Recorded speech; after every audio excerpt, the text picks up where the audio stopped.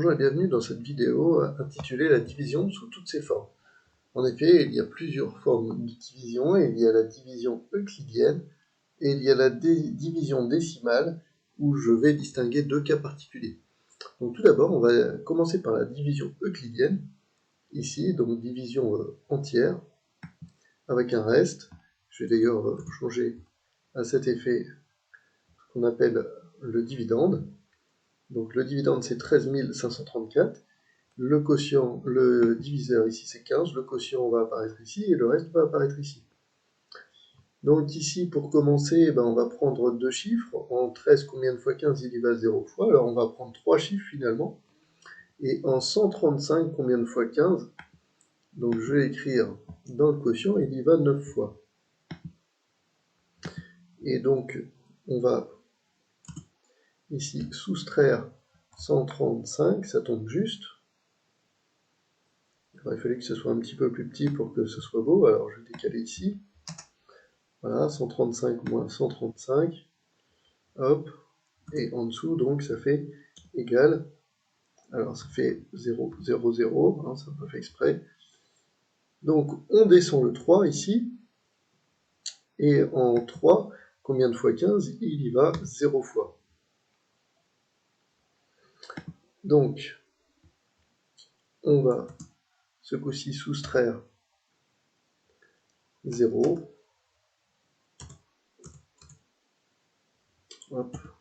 Alors, c'est mieux écrit, hein, bien sûr, sur vos divisions. Voilà. Et donc, ça fait...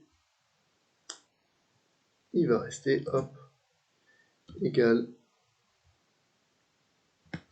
Ici, 3, ça n'a pas bougé. Et donc on abaisse le 4 en 34, combien de fois 15? Il y va deux fois. 2 fois 15, 30. Voilà. 30. Et il va rester à la fin 0, 0, 0, 0, 4. Donc dans la division de 13 534 par 15, il y va 902 fois, c'est le quotient, c'est 902, et le reste c'est 4. Maintenant je vais faire une autre division, le même principe, mais avec une division décimale. Division décimale, vous voyez, je vais choisir deux nombres entiers. Je vais choisir 130 et je vais choisir 8. Donc, en 130, combien de fois 8? Il y va une fois, hein, c'est pas très compliqué. On retire 8. Ça ne s'aligne pas bien.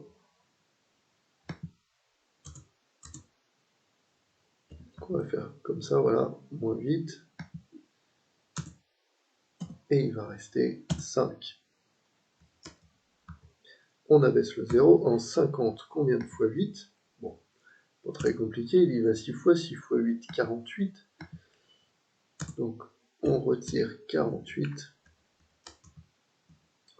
Avec le moins, ça passe pas.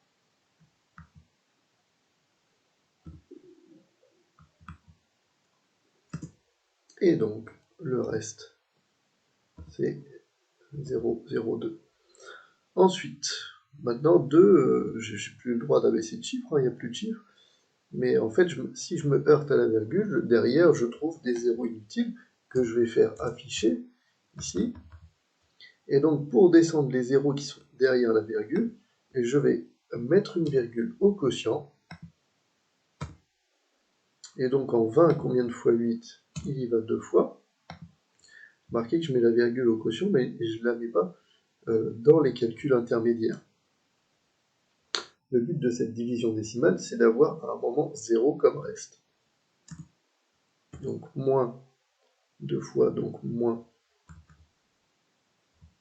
J'essaye de m'aligner un maximum, ce qui n'est pas facile. Donc 20 moins 16, il reste 4. Je vais continuer ici au quotient, je vais abaisser encore un 0 inutile. Et donc en 40, combien de fois 5? Il y va 8 fois. Et cette fois-ci c'est terminé, puisque 8 fois 5, 40. Donc je retire 40. Et le reste, c'est 0. Ce qui veut dire que dans ma division décimale de 130 par 8, le quotient c'est 16,28. Et bien sûr, le reste, c'est 0, puisque c'est une division décimale. Donc là, j'avais un nombre entier, j'ai dû le transformer en nombre décimal, c'est-à-dire avec des zéros inutiles, et le diviseur était un nombre entier. Et on va voir que se passe-t-il si, en reprenant à peu près la même division, je transforme ici ce nombre entier en un nombre décimal. Alors il y a une technique très simple, c'est de retransformer cette division en une division décimale, mais avec un diviseur entier. En fait, je vais multiplier par 10 le dividende et multiplier par 10 le diviseur. Ça ne transforme pas le quotient, ça c'est une bonne chose à savoir, et le reste, les restes successifs seront les mêmes. Donc si je multiplie par 10 ici, ben ça s'enlève, hein. Et si je multiplie par 10, j'obtiens 1300, et je peux faire ma division sans problème, puisqu'en fait, c'est le même principe que la division d'avant. Donc je vais aller vite, hein. Ce coup-ci, en 13, il va une fois. Hop, donc je vais aller en dessous. Donc 1 fois 8, 8. 13 moins 8, il va rester 5. Et du coup, j'abaisse un 0. Il y va 6 fois. 6 fois 8, 48. Donc il va rester 2.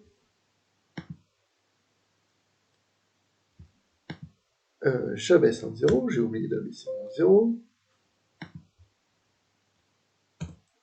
En 20, ici, il y va 2 fois. 2 fois 8, 16. Il reste 4. Et là, bah, même principe que tout à l'heure, hein, je mets la virgule, des zéros inutiles. En 40, combien de fois 8? Donc, comme j'ai franchi la virgule, je mets la virgule au quotient. Et comme tout à l'heure, donc, égal. Voilà. Donc vous voyez, hein, c'est pas parce qu'on a une virgule ici, au diviseur, que ça se complique vraiment. On va faire un dernier exemple.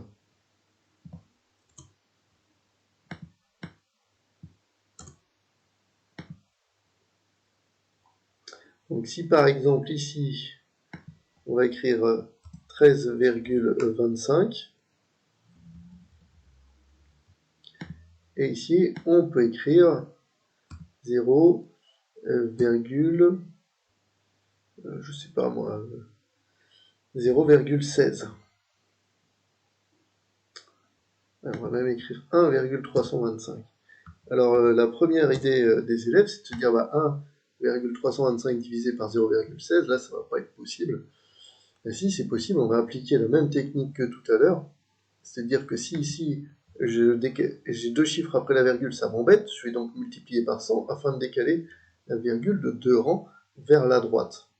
Donc je n'ai plus de virgule ici, et puis ici je la décale de 2 rangs, puis j'arrive à 132,5. La virgule ici a donc disparu.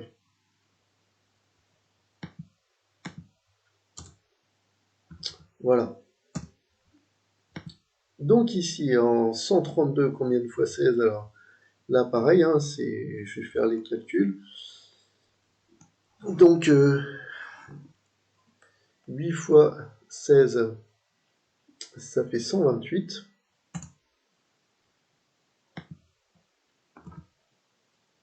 Donc je retire 128. Là, 8 fois 10, ça fait 80. 8 fois 6, 48. 80 et 48, ça fait 128. Il reste 4. Donc là, il faudrait que j'abaisse le 5, ce que je vais faire. Mais avant d'abaisser le 5, et je vais ici donc poser la virgule pour pouvoir abaisser le 5. Et donc maintenant je me pose la question sans problème en 45 combien de fois 16. Évidemment il y va deux fois parce que 2 fois 16 ça fait 32.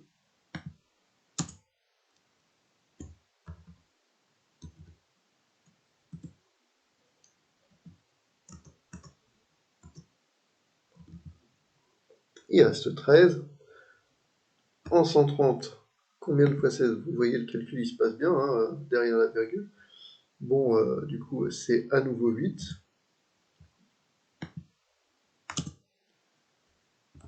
Je retire 128.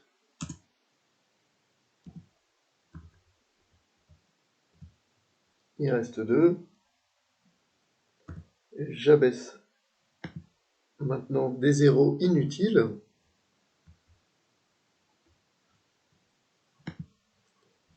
Il y va une fois.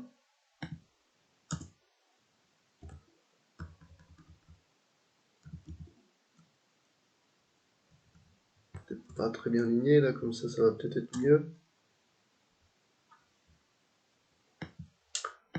Oui, un peu mieux, mais bon. Donc, il reste 4 en 40. Il y va deux fois. Donc, j'abaisse en 0, pardon. En 40, il y va deux fois.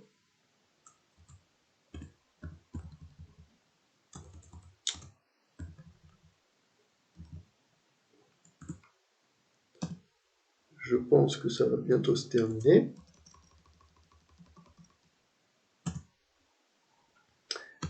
En 80, maintenant, encore avec un 0 inutile. Donc, il y va 5 fois. 5 fois 16, ça fait bien 80. Et donc, on va obtenir un reste de 0. Et notre travail sera terminé. Alors, vous voyez, une division décimale, ça peut aller loin. Ça peut être long. Mais il y a des méthodes pour toutes les divisions décimales. Il n'y a qu'une chose sur laquelle on peut buter, c'est une division qu'on appelle une division périodique, où en fait on a toujours le même reste et une série de chiffres qui se répètent à l'infini dans le quotient. Donc là on a terminé notre division décimale. C'était, je vous rappelle, à la base 1,325 sur 0,16. On l'a transformé en 132,5 divisé par 16 en décalant la virgule de 2 rangs dans le dividende et dans le quotient. Mais ce qui veut dire que la division décimale de 1,325 par 0,16, ça a pour quotient 0,28125. Merci de m'avoir écouté, bon travail à vous, au revoir.